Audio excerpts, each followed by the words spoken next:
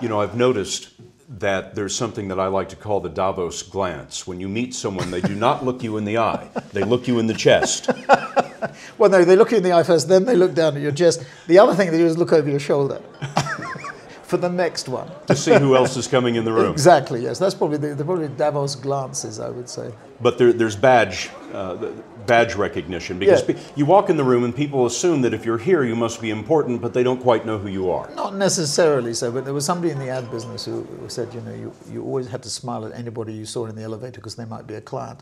And I think that's probably what happens here. So, but people are, by and large, are very pleasant.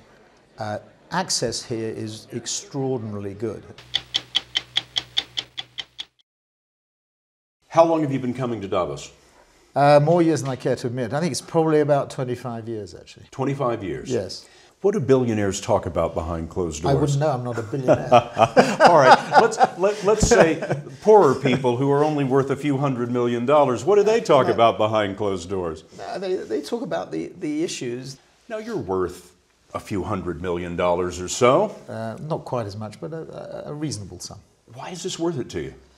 Well, I mean, we're in the service business, and to be brutally frank about it, we have a large number of our clients here and a large number of people who aren't our clients. So from use that terrible phrase, from a networking point of view, from a relationship point of view, from a point of view of establishing contact, it's extremely valuable.